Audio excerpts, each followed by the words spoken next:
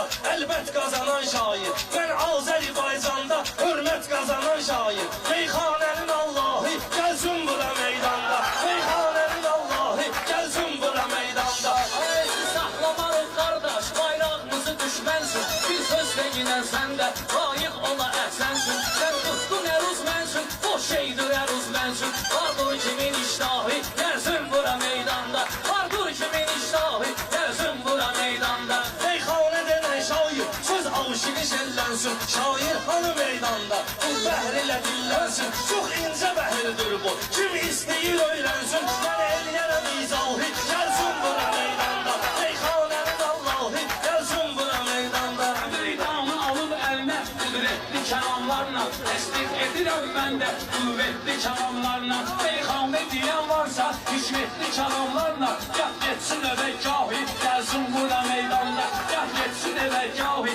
gəlsin bura